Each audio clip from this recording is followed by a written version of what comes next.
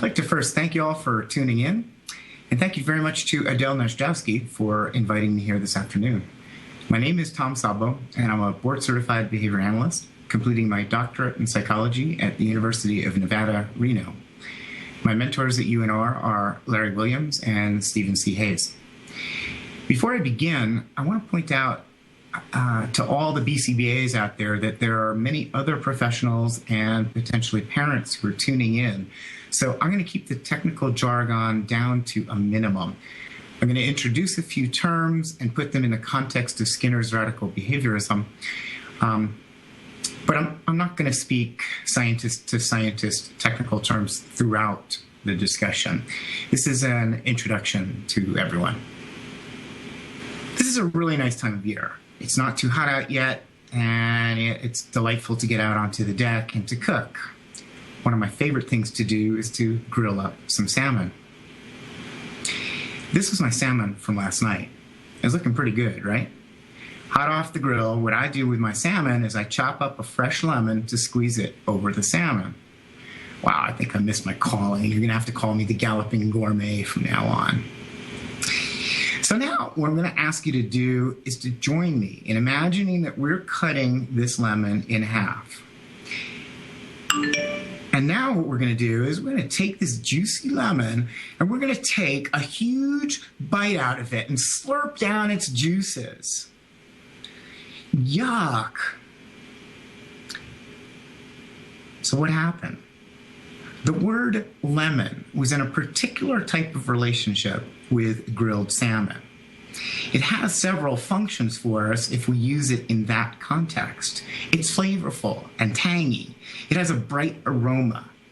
And you really want it on the table to enhance the flavors of meats, veggies, and dressings.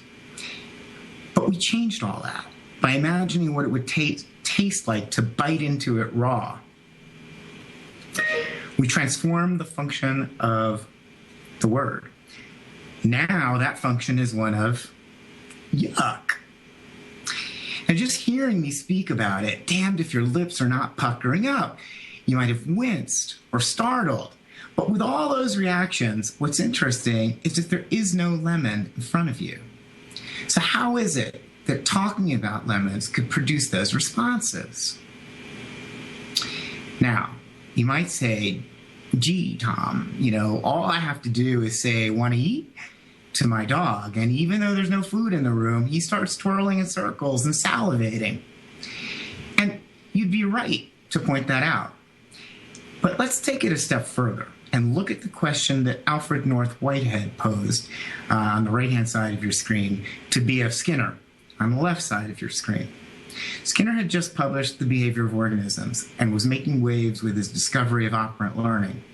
Whitehead asked Skinner to provide a behavioral count of an utterance, "No black scorpion is falling upon this table."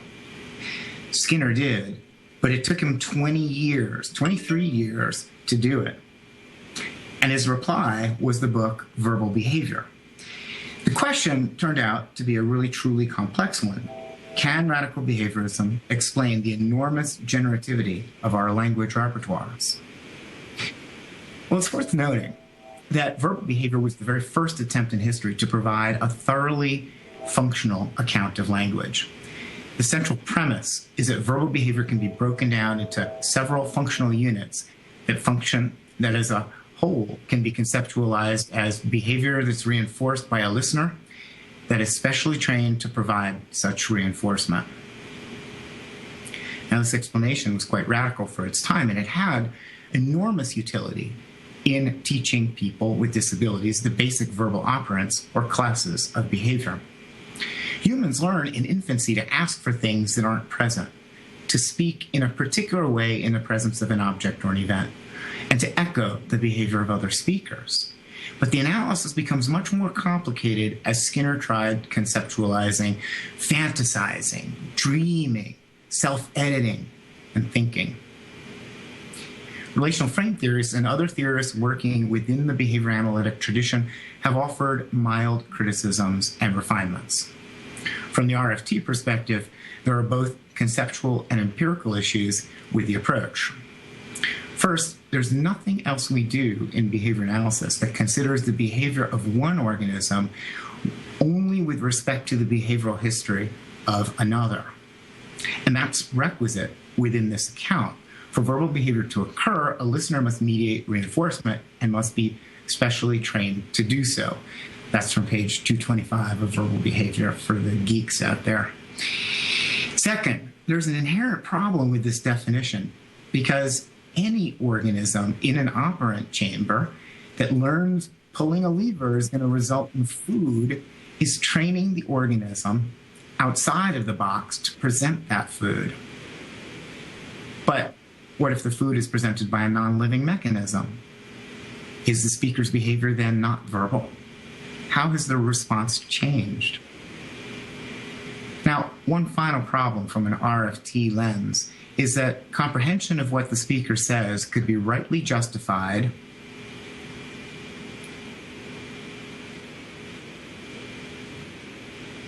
as a response to. But that's not considered verbal behavior under Skinner's definition. These comprehending responses are what Linda Hayes would call subtle, unapparent, but observable under certain conditions and worthy of a behavioral analysis. Now, an empirical problem worth noting is that very few studies have been conducted on these more complex forms of behavior using only Skinner's foundation. In other words, it has not led to a robust research base that's helping people to live more effectively, and that was always the goal. But let me give you a quick example of the difficulties. A few weeks ago, I was in Los Angeles, and with my friend Doug, and we ate at a restaurant. Getting up to exit, I noticed Doug was about to leave his bag behind, and so I said to him, "Hey, Doug, I imagine you're not planning to leave behind that really nice black..." And Doug finished off the sentence, "But my bag." Now, using Skinner's technical terms, and let me first apologize to the non-behavior analysts in the group, what was my utterance? Was it a man for him to pick up his bag? A disguised man? Or was my behavior under the control of a discriminative stimulus and therefore attacked? Was it an intraverbal in that it required a very specific response, the word bag? An autoclitic? A descriptive autoclitic? Was it a descriptive autoclitic? I said it was a really nice bag. Or a qualifying autoclitic? I said, "I imagine," right? So was my utterance an intraverbal man tact or a descriptive qualifying autoclitical tact disguised as a manned intraverbal? You get the point, right? It's cool to have these functional units, except they're not so functional. I don't know how teaching them is going to improve my kids' sense of irony, the capacity to dream big dreams, interpret ambiguous text, or respond flexibly to novel situations after having developed a very rigidly stated rule. So at the time that these conceptual problems with verbal behavior were being explored, some very useful research was being conducted on rule governance. Take, for example, Hayes, Brownstein, Zettel, Rosenfarb, and Korn, 1986. Subjects in two groups were seated in front of two alternately lit lamps and told to press either one of two buttons to earn points exchangeable for cash. They could press a button as many times and as fast as they wanted. Sometimes, when the red light was on, pressing the red button earned fast points, and sometimes, when the white light was on, fast presses on the other button earned points. One group was told, press the red button fast when the red light is on. The other group was given no instruction. What neither group was told is that the lights had nothing to do with the schedule of reinforcement. In other words, the lights didn't signal a change in the contingencies related to pressing either of the buttons. As it turned out, the group given no instructions earned a lot more points than the group told to press red when the red light was on. The group given instructions held on to those instructions like they were from God, really, really tightly held. So the implication is that although rules can speed learning and keep us from contacting unwanted consequences, we can become insensitive to direct contingencies when our behavior comes under the control of rules. So it's kind of a bit like the old psychology experiment. You put a rat in one corner of a maze and you put cheese in the other corner of the maze. And the rat starts sniffing around and he starts moving around. Eventually he finds his way to the cheese. And if you're like me, you're a really nasty operant psychologist and you pick him up and you put him back in the corner that he started again. And he does this again and gets lost along the way, but eventually finds his way to the cheese. By the third time you put him in one corner, he gets pretty good at this and he finds his way directly to the cheese. Now, again, if you're like me, you're a really nasty operant psychologist, and I put him back at the beginning of the maze again, except this time I moved the cheese somewhere else. He goes back to where it was before. He twirls around in a circle. He scratches himself. And then he starts exploring again. He finds the cheese. You put him back in the corner again, and he finds his way to the cheese. Now, you do this. I put you in one corner and teach you to find the cheese in the other corner, and then I switch it. What do? You start banging away at the corner. You start lifting things. You start blaming people. You start saying it's not fair. You start coming up with new rules about why it's supposed to be this way and it's not that way. That's what we do. Slide, please. So at the same time that research on rule governance was progressing, Sidman developed a strategy for teaching reading that made use of mathematical set theory. That's where the terms reflexivity, symmetry, and transitivity in Sidman's equivalence come from. For those who haven't been trained on this, the illustration shows two pictures of a hat. The training begins by testing for reflexivity. In the presence of a hat, can the learner pick out an identical hat? This is called reflexivity, which is the requisite for identity matching. But if you then teach the physical hat is the same as the spoken word hat, which is illustrated in the bottom left corner of your screen, a verbal learner is found to be able to respond such that when someone says hat, he will look at or point to the physical hat. The blue arrows in this diagram are what's taught, and the red arrows are learned without direct teaching. That's called symmetry, a sort of bidirectional equality. So next you teach the learner that the printed word HAT, the bottom right-hand corner of the illustration, is the same as the physical hat. And once again, the learner is observed to respond with symmetry, such that when presented with the written word hat, he looks at or points to the physical hat. What's really cool about this phenomenon is that without any further instruction, the learner begins to respond to a relationship of equivalence between the spoken word and the written text. This is called transitivity. Thus, 4 relations are learned after teaching only 2. Now think about it. That's a pretty economical way to teach. So since this groundbreaking research began, a number of groups within behavior analysis have attempted to develop a theory of how stimulus equivalence comes about. These include Horn and Lowe's naming hypothesis, McIlvaine and Dubé's stimulus topography coherence, and relational frame theory. The RFT approach is simple, really. We're essentially saying that language and cognition are relational responding that's learned through multiple exemplar training and comes under the control of contextual cues that specify either the type of relation or the function of the relation. And this type of relational response can be arbitrarily applied. Now that's a mouthful, and what it means is really important.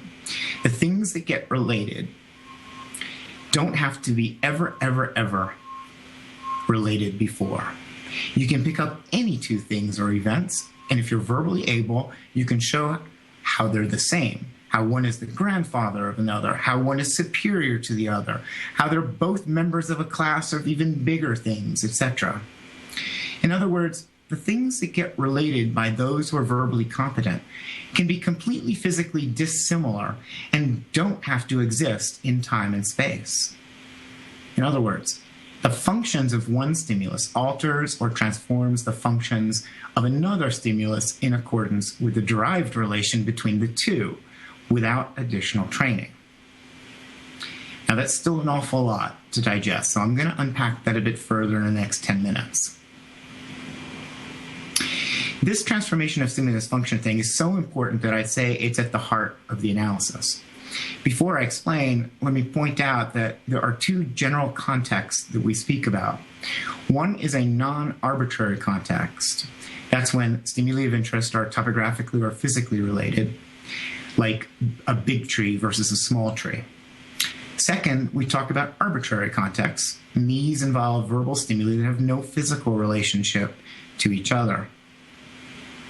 So I can compare a toothpick to the moon or to the ampersand symbol on my keyboard. That's totally arbitrary. So when we talk about transformation of stimulus function, in its most elemental and non-arbitrary form, there's nothing new here. We see it in responding conditioning. An unconditional stimulus produces an unconditional response.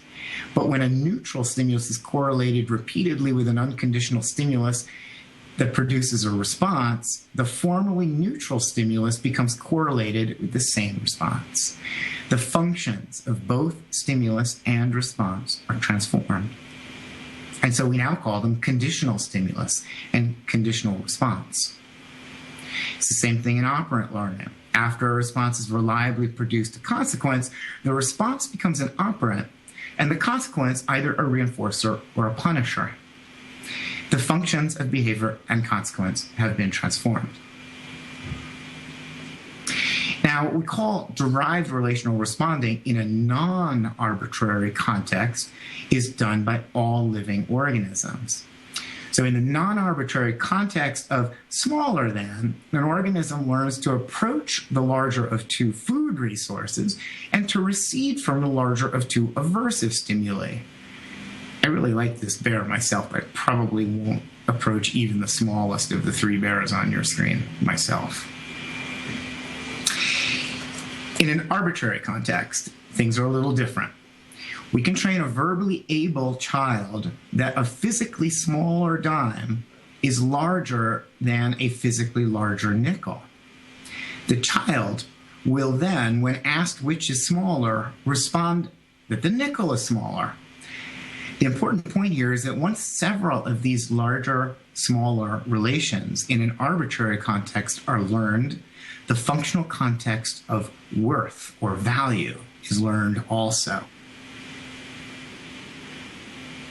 So once I learn that a nickel will buy me a gumball, I derive that a dime will buy me something even better, like 5 minutes on a video game. And a quarter will buy me a chance to win on a slot machine. And here's where it gets really interesting because, and this is why I say that transformation of stimulus function was never observed or anticipated by Sidman. Because there's a chance I'll bring in the bacon on the slots, just seeing the quarter can evoke smelling the leather upholstery of my brand new car that I bought with my earnings, feeling the baby smooth red paint on the exterior of my brand new slot machine one Ferrari. That's transformation of function. So remember our equivalence drawing, right?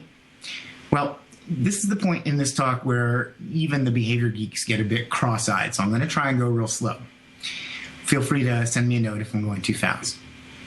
First of all, note that in the RFT view, reflexivity is a given, but a new term is introduced called entailment. It's a clunky term, and maybe it should be replaced with something less cumbersome. But we're not using the terms reflexivity, symmetry, and transitivity for a reason. The terms reflexivity, symmetry, and transitivity connote point-to-point correspondence in equivalence relations. But equivalence relations are only one type of relation that can be imagined. Take, for example, the following scenario. In 2007, Dewar, Hamilton, Fink, and Harrington did this study where undergrads were trained to establish arbitrary relational functions for 3 abstract visual stimuli. So in my illustration, I'm showing you A, B, and C, but what they're responding to were figures that had no actual meaning, like wingdings in your office products font list. They're arbitrary stimuli. In the presence of A, B, and C samples, participants were trained to select the smallest, middle, and largest of a series of comparison arrays, respectively. The B stimulus was then used to train a steady rate of keyboard pressing for the A, which is the smaller, and C, which should choose the largest, stimuli were presented. Participants pressed slower to A and faster to C. They had derived that C is more than B and B is more than A. And these untrained relations we call entailed. That is, they are a necessary consequence of the training that A is less than B and B is less than C. In fact, they're mutually entailed, which means that the relationship, whatever type of relationship you're examining, and in this example, we're talking about a comparative frame of relations, there's an arrow going in one direction and an arrow going in the opposite direction. The participants also derived more and less relations between the A and C buttons. Note that this is all very similar to equivalence so far. But instead of using the mathematical term for transitive equivalence relations, we use the term combinatorial entailment. This means that the AC relations, just like the untrained relations between AB and BC, are the necessary consequence of the two trained relations. But here we're observing the combined effects of the two trained relations, and there may or may not be relations of equivalence, hence combinatorial entailment. Now here's where Dewar's experiment gets interesting. At this point, B was paired with a mild shock in a Pavlovian procedure with skin conductance change as the dependent variable. In other words, we're measuring sweat. When presented with A and C, 6 of the 8 experimental participants showed smaller skin conductance to changes to A and larger skin conductance changes to C than to B. We call this transformation of stimulus function. In the equivalence and RFT literatures, transfer of function tends to be used when untrained function acquisition is based on stimulus equivalence, and the trained and resulting untrained functions are the same. Transformation of stimulus function, on the other hand, tends to be used when untrained function acquisition is based on stimulus relations other than equivalence, such as the comparative frames of more or less in this example. I think it's also important to note that multiple exemplar training was used to establish the samples as relational cues in the Dower 2007 experiment. So simply put, framing is putting relations between stimuli into different classes or frames. There are several that have been identified thus far, and I apologize for the busyness of this slide. Frames of coordination are equivalence frames. Thus, equivalence is the phenomena that is explained by RFT as a theory, as coordinative relational framing. Framing in terms of coordination and in terms of distinction or differences both appear to be necessary repertoires for a learner to have in order to be able to frame in terms of opposition, hierarchy, causality, and temporality. The most challenging repertoire, and the one that could be the focus of a lot of important work to come in the autism community, involves deictic framing. A deictic is a word that specifies identity, spatial, or temporal location from one particular perspective.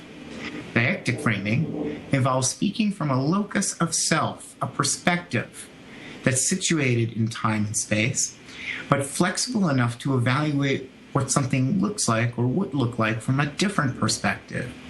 That is, a different time-space person. What's common to all of these ways of framing events relationally is that they mostly don't need to be trained in typically developing children, and they occur at an exponential rate. Let me give you an example. Let's say I buy a new car, and I enjoy driving it, but I move from Reno to a big city where I'm just constantly stuck in traffic. I begin to frame driving in coordination with getting stuck in traffic.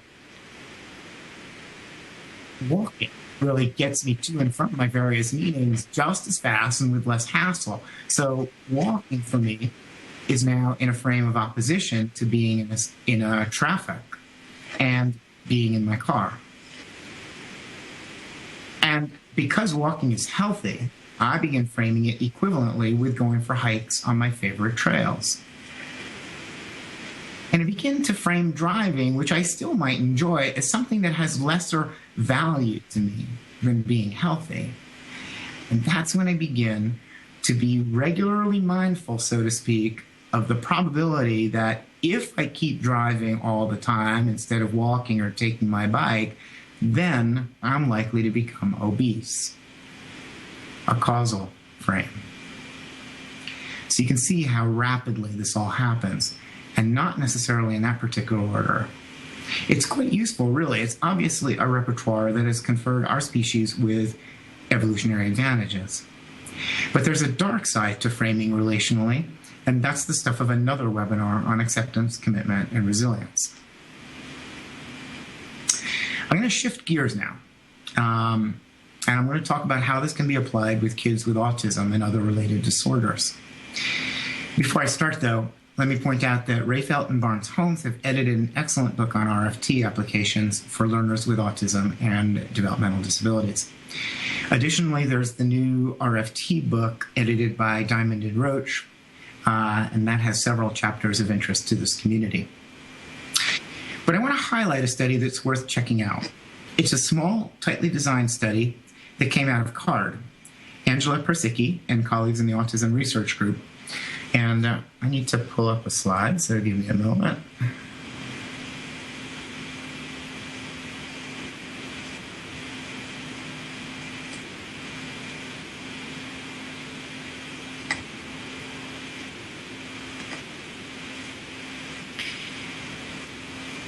So their study was called Establishing Metaphorical Reason in Children with Autism.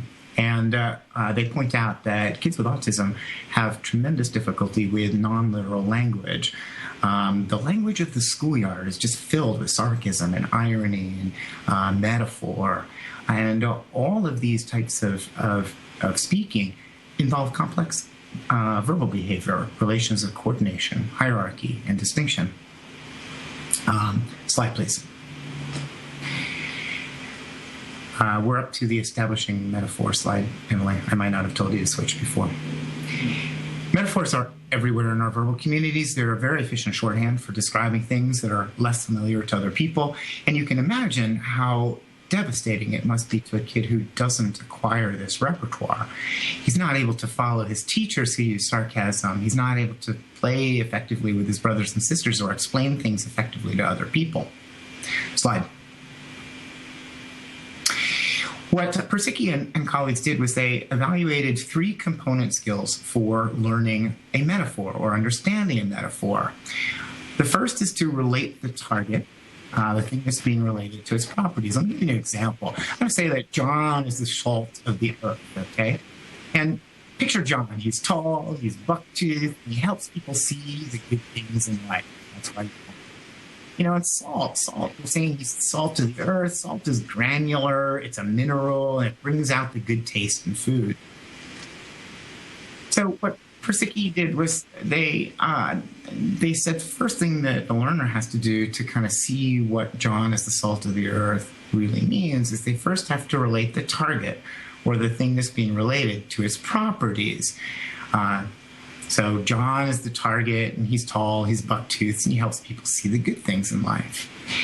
And the next thing is have to relate the vehicle or the metaphor to its properties. And the metaphor here, or the vehicle here, is salt. It's granular, it's a mineral, and it brings out the good taste in food.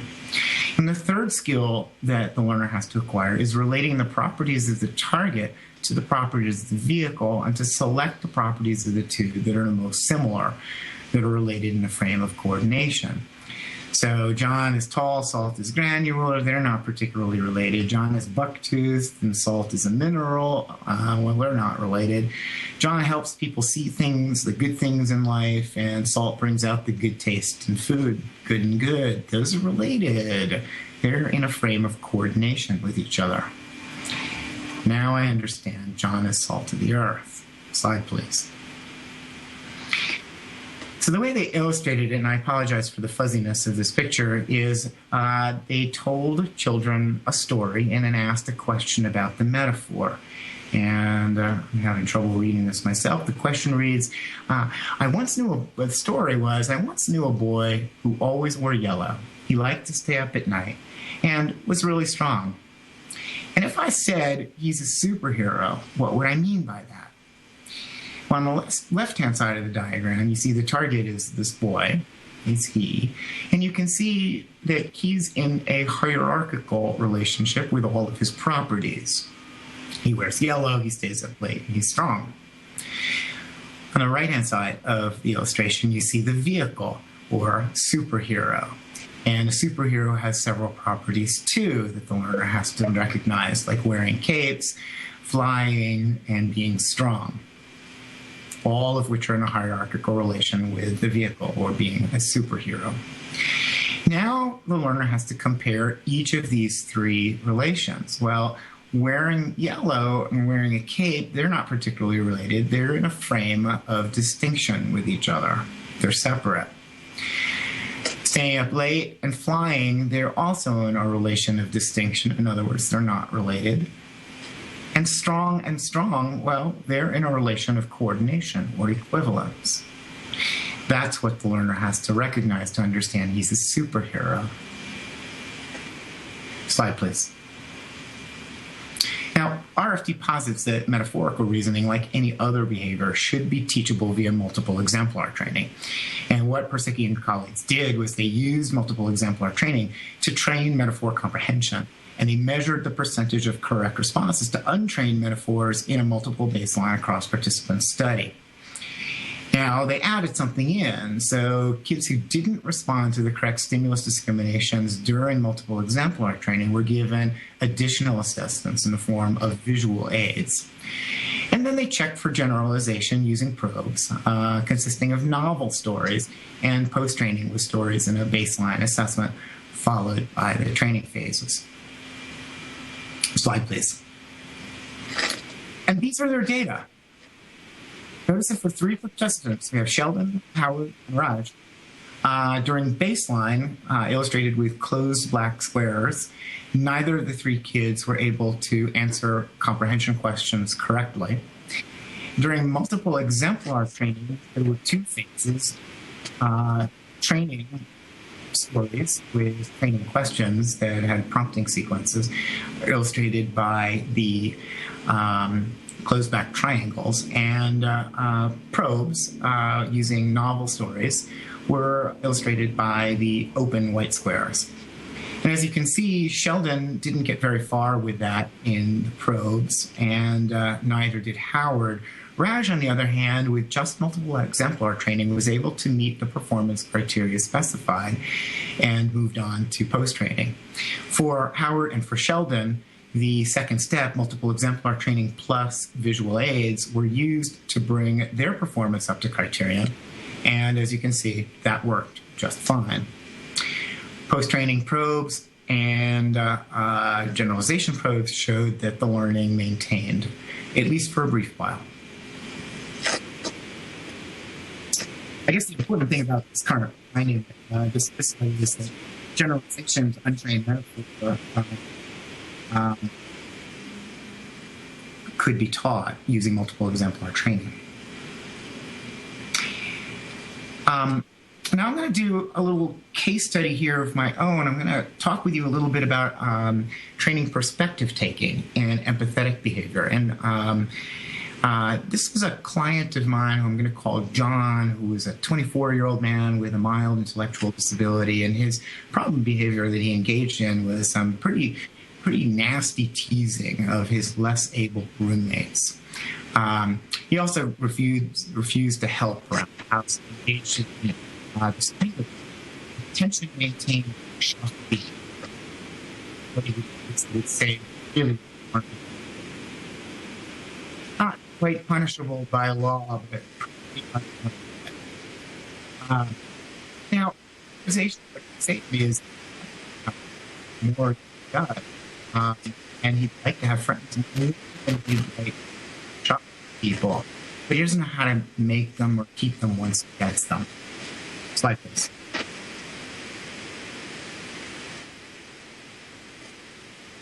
So I reviewed the social skills training literature and found that it's pretty weak. It's weak for a variety of different reasons, largely because a lot of social skills training takes place in a vacuum and there's not enough exposure. John, on the other hand, was getting lots and lots of exposure, so he didn't need any more exposure. And I started looking at the perspective-taking literature. And from an RFT perspective, perspective-taking involves what I was referring to earlier as dyactic framing. The framing of I and you, he and there, and relations in all manner of combinations. Now, up until this point, we've been using differential reinforcement and replacement behavior training for John. We've gotten fair bit of results, but this last little bit of problem behavior was just getting into his successfully transitioning out of having me as his behavior analyst. So we added in perspective-taking training as an add-on to the existing protocol. And the question was, could we teach the discrimination of emotions with a focus on perspective-taking relations using direct instruction and precision teaching? And our corollary question was, would this acquisition target have an effect on John's problem behavior?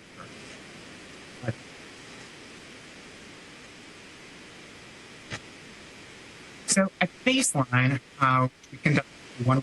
John is 3 emotions: happy, sad, mad. During 20-second timings, he could say 3 to 5 words when asked to talk about his dad, his roommate, his caregiver, or himself. He engaged in 3 particularly nasty teasings of his peers and 2 of the shocking behaviors that I talked about that actually resulted in him getting suspended from work and increased restrictions at home. So we had 2 targets. One was a skill acquisition goal, learning to use 10 new emotion words in relation to himself, his father, his roommate, and his caregiver after he would spend an hour either by himself or with any one of these other people. And a second target, which was the outcome goal, reduction of the problem behavior and an increase in cooperative behavior. Slide. Our intervention involved 2 one-hour sessions. We used direct instruction to train the contextual features of 10 novel emotion words, and I'll demonstrate that in a few minutes. And the materials that we used were flashcards with images of people displaying various emotions in particular contexts. We used multiple exemplar training to teach dyactic relations with respect to emotions of self and others, and precision teaching methods to increase and to measure fluency. Lastly, we used a dyactics text that was developed by Louise McHugh and colleagues in 2004 to weekly test for the attainment of what we call simple, reversed, and double reversed relational frames. I'm not going to go into that because it's not the focus of this talk per se right now, but this is a way of evaluating whether the repertoire of the perspective taking that we call dyactic framing has been acquired. Slide. So these 3 images are examples of some of the cards, flashcards.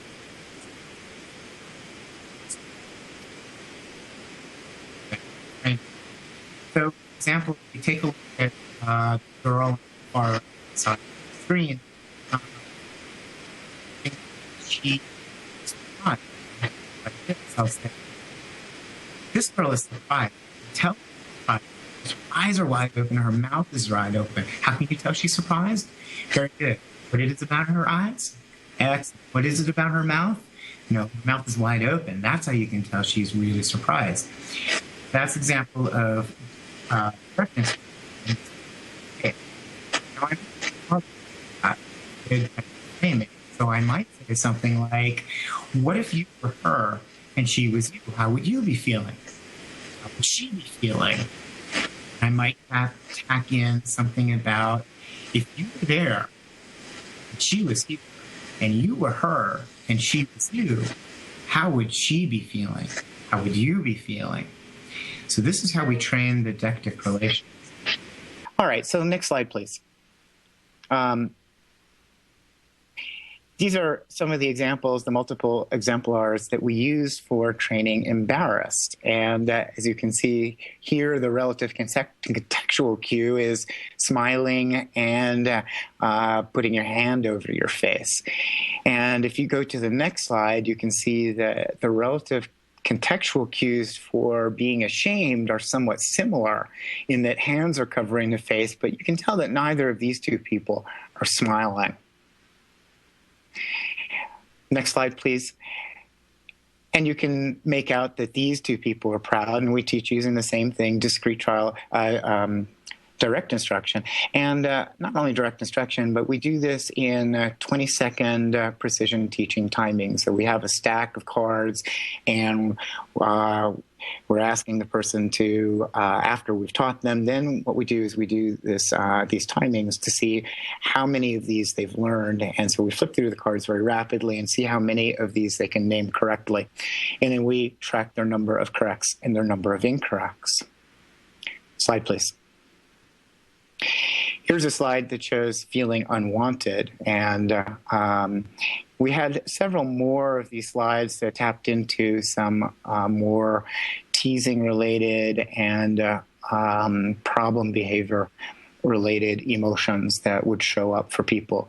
And our expectation was that if we were successful, we would see a decrease in that kind of teasing behavior as John began to be able to take on the perspective of his roommates who were experiencing these kinds of emotions. Slide, please.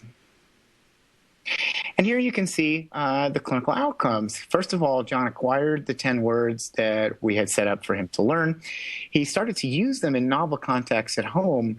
And it got kind of cool because I took him for walks downtown and pointed people out to him and asked him on the basis of contextual cues, what does he think that this person might be experiencing? And he was able to correctly identify contextual features to back up the inferences he was making about other people's emotions.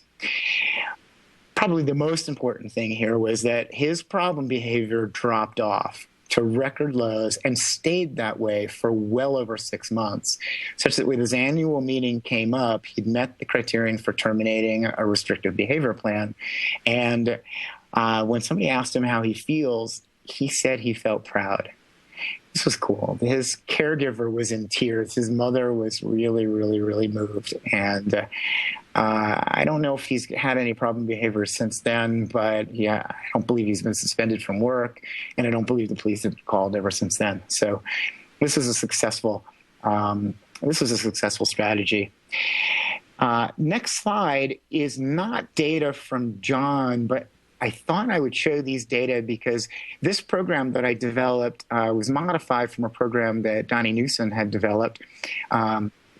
And Donnie and I were working together on a grant, and we were teaching caregivers to use differential reinforcement and replacement behavior training. And in the data slide that's in front of you now, you can see that just like with John, this particular client that Donnie was working with had shown some progress with differential reinforcement and replacement behavior training. But once we teched in deictic framing training, then what we saw was very, very good. We saw not only an increase in the desired behavior, but a decrease in the problem behavior as well.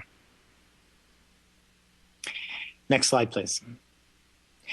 So the take-home point is that focus on deictic framing. I think it's very, very important towards the development of perspective taking and towards the ultimate goal, which is the development of empathy. And by the way, I forgot to mention about John. He also started being more cooperative around the house, cooking, helping with bringing in the groceries. Some really cool behavior started to emerge. So I think that this is a very promising emerging area of interest in the field. Not a whole lot of research has been done. I know Donnie and Kendra at Fit Learning are looking to publish some data soon. I don't have any data to publish. I'm looking at other things to do in research, but I think that this is very promising. So in summary, next slide, please. Skinner's verbal behavior was a very, very important part of our behavioral history. It was the first attempt at explaining generative language use. But many have felt that there were some refinements that were necessary. And among those that have been offered relational frame theory is one. We call it an extension of Skinner's model that further explains the ways that learning can occur in the absence of explicit instruction. And it provides a thorough integrated account of complex human behavior, including problem solving, metaphor, rule following, persistence in the absence of reinforcement, rigid repertoires after repeated training attempts, and flexible repertoires after brief exposures with multiple exemplar training. Slide. I would say that some very important next steps are, even though we have over 100 basic laboratory studies, we are really at our infancy in applying this in clinical contexts and in educational contexts. We need to start applying this in real-world settings and training, for example, caregivers in how to effectively and efficiently use the basic frames in order to build up important repertoires in our learners. As I said, I think it's really important that we focus on didactic framing and perspective in order to build perspective taking and empathy skills. And I think that we might also do well to focus on teaching creativity and focus on accelerated learning, using things like precision teaching and direct instruction in order to augment the work that we're doing in relational frame theory. Okay, everybody, thank you very much. I guess that's it for now. And once again, thank you to Adele for having me come out and join you guys. Bye-bye.